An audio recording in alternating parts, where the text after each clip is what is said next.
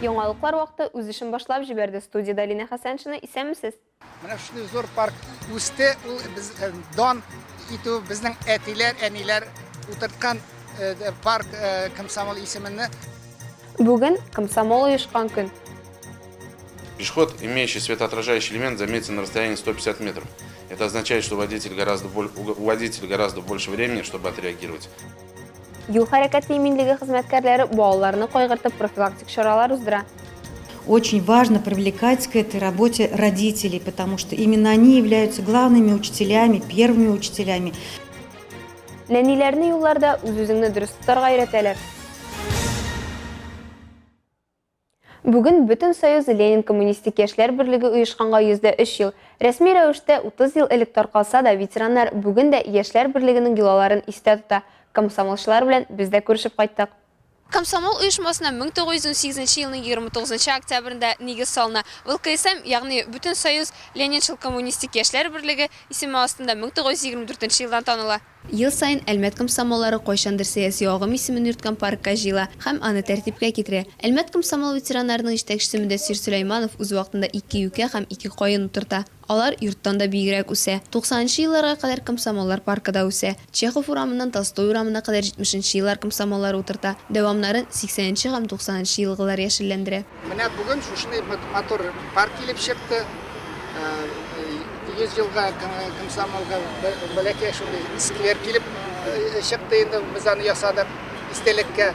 Менә шундый зур парк үсте, ул без дан итү безнең әтиләр, әниләр утырткан парк Комсомол исеменне дан проспект Тукайның Чехов урамы хәдәре.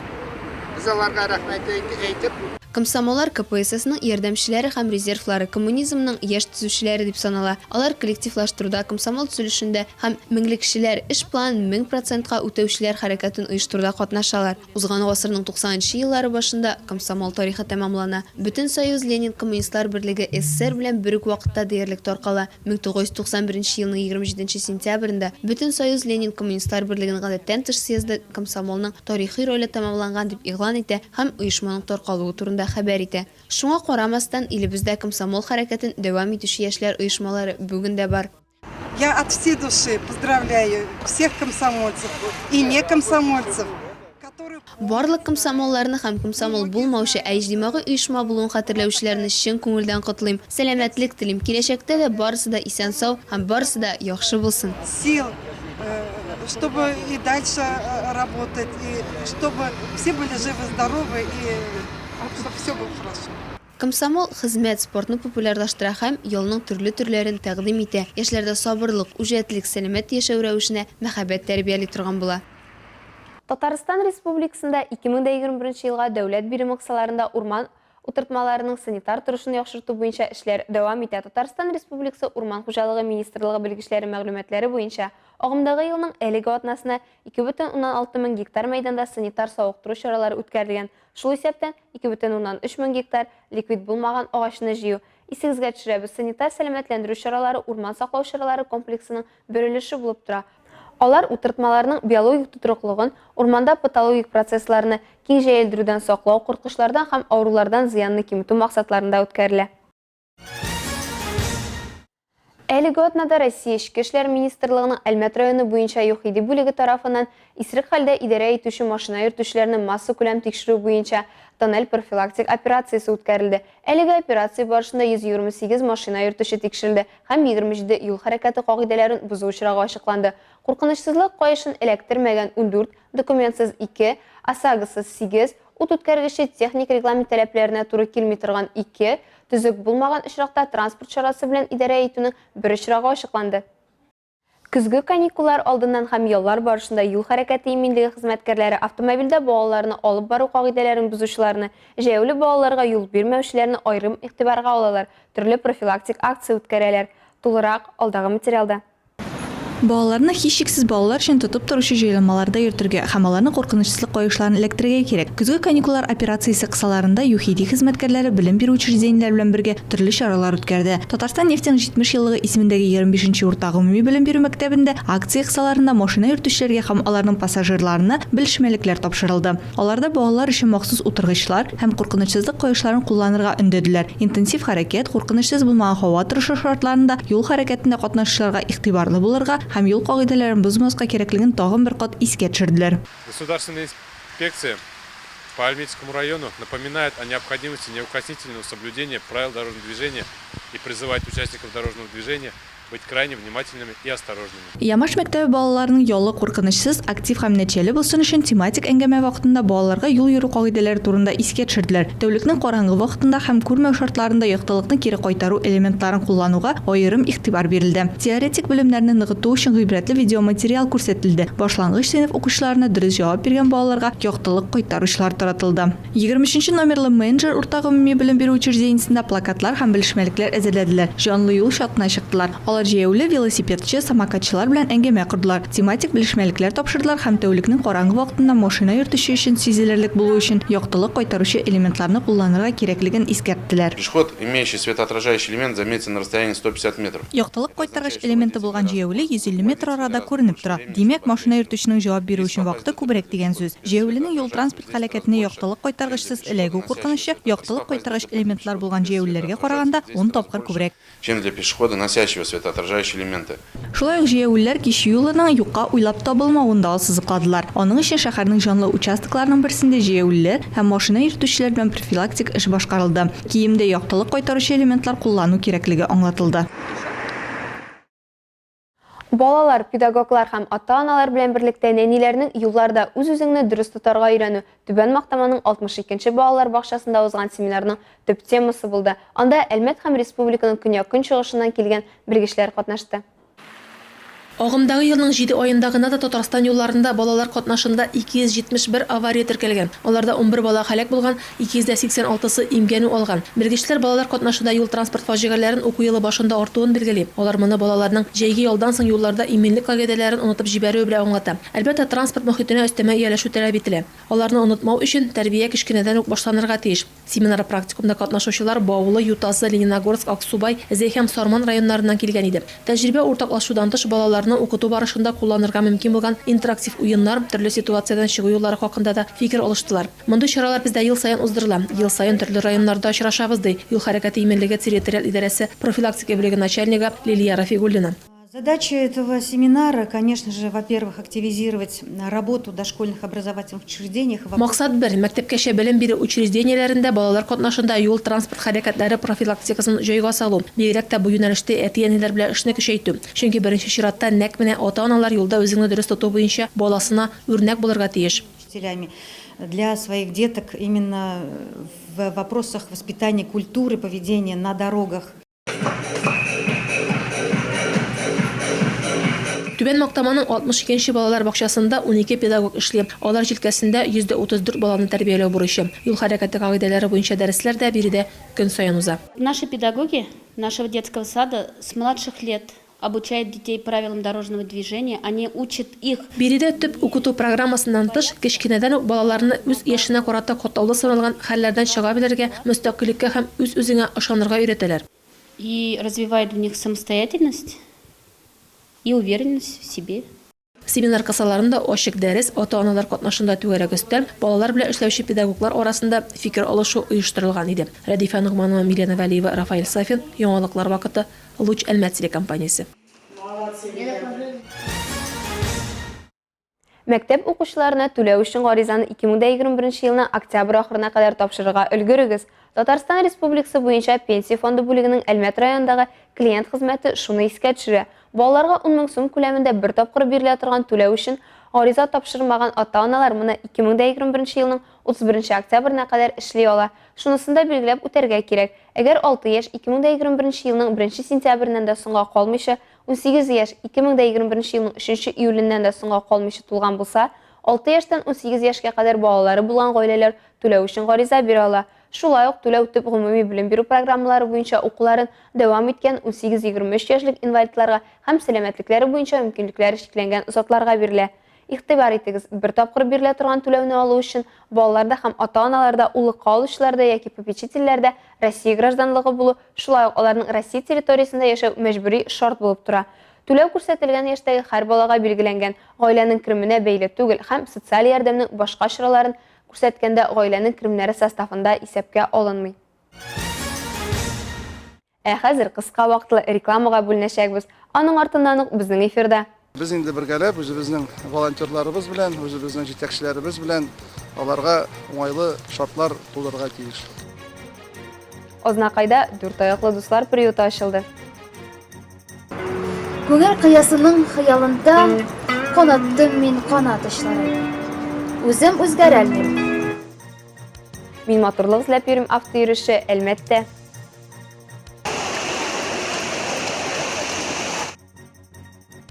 Мираста мөмкинлекләре шикләнгән балалар арасында чираттагы ярышлар.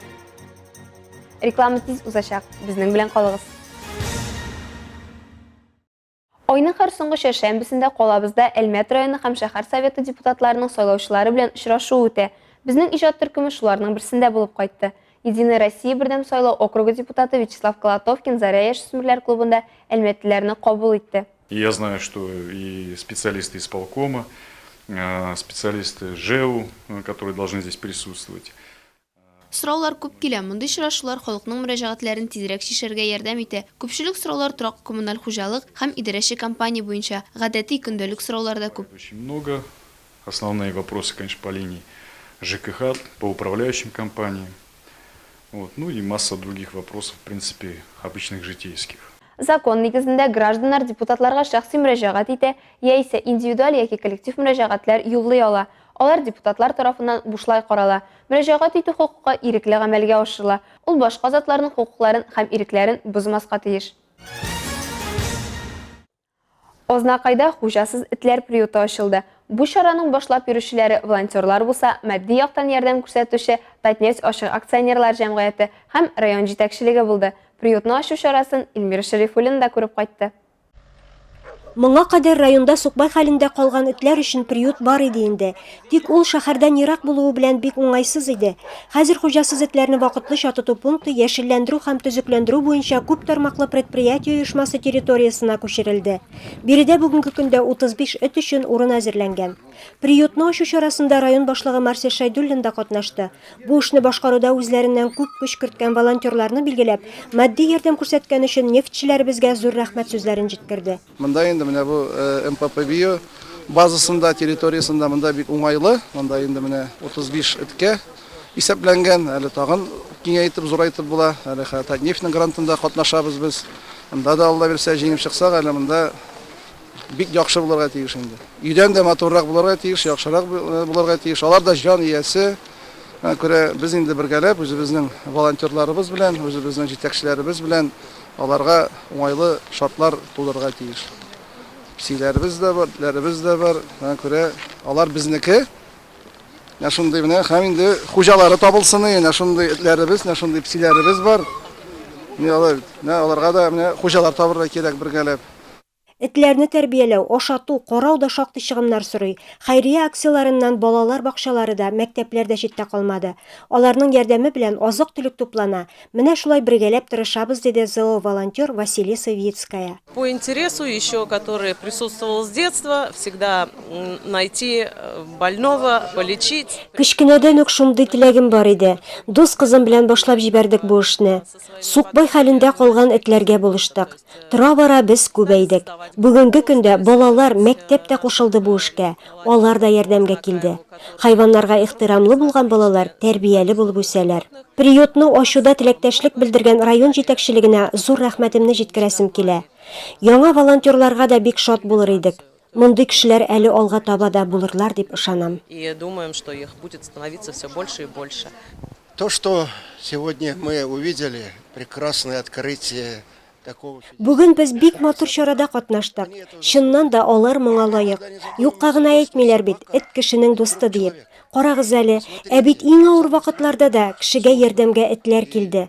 Авариямы ул, башка чарамы? Хәтта галәмгә дә иң беренче булып этләр менде. Һәр кем дә аларга карата мәрхәмәтле булсын иде.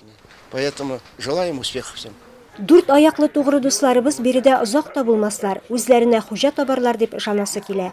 Илмира Шәрифуллина, Рөстәм Макбаров, яңалыклар вакыты, Луч Әлмәт телекомпаниясе. Мин матурлык эзләп йөрим. Әнә шундый исем астында Татарстан һәм Башкортстанның кайбер торак пунктлары буенча гадәти булмаган автойөреш узды. 25 октябрьдә Казанда старт алган автойөреш 3 көн эчендә Башкортстанның Дүртөйле шәһәрендә, Үрги-Яркәй авылында, Чакмагыш районында, Уфа һәм Туймазыда, республикабызның Мамадыш, Минзәлә, Актаныш районнарында, Яршалы һәм Әлмәттә булды. Приездом!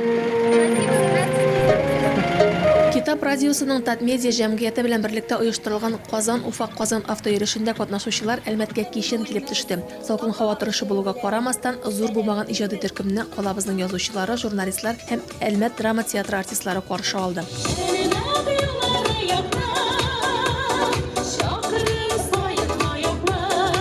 Артистлар һәм журналистлар катнашындагы чараның максаты татар әдәбиятын, традицион музыка сәнгатен популярлаштыру, тугандаш республикалар арасында 1000 еллык милли мәдәни урталыкларны ассызыклау һәм китап радиосын тәкъдир итү. Күңел кыясының хыялында канаттым мин канат очларын. Үзем үзгәрәлмим. Дөнья көлә, үзгәртерсең мине пычагым. Эльмира Җәлилова шигыре. Автойөрөштә катнашучы төркем әйткәнебезчә зур түгел, аның составында солисты якташыбыз Ильяс Минхаҗев булган Мингазов кавер төркеме һәм китап радиосының башкарма продюсеры Лилия Кадырова, шулай ук Татар информ мәгълүмат агентлыгы журналисты Гадел Әхмәтҗанов. Ниһаять безнең Әлмәттә дә чыгышыбыз узды. Китап FM радиосы Мингазов төркеме яхшы гына итеп чыгыш ясады.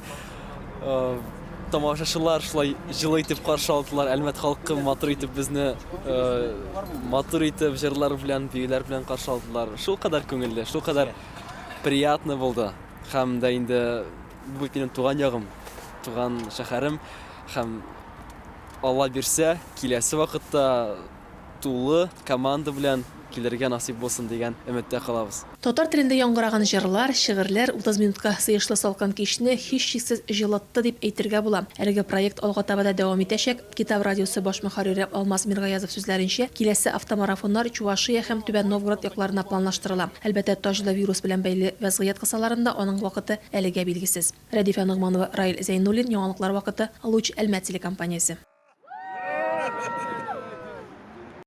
Республикабызда татар сүзе бәйгесе бара. Ул 2нче тапкыр уздырыла. Асылы шигырь, мәсәл, проза укудан тора. Катнашучыларның яше шикләнмәгән. Бәйгедә профессионаллар, үз шигырен сөйләүчеләр, шигъри гаиләләр катнаша ала.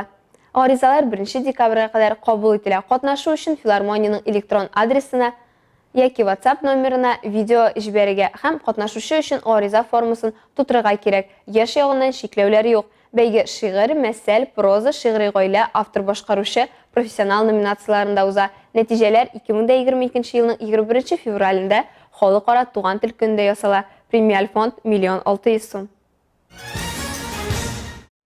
Башка темаларга.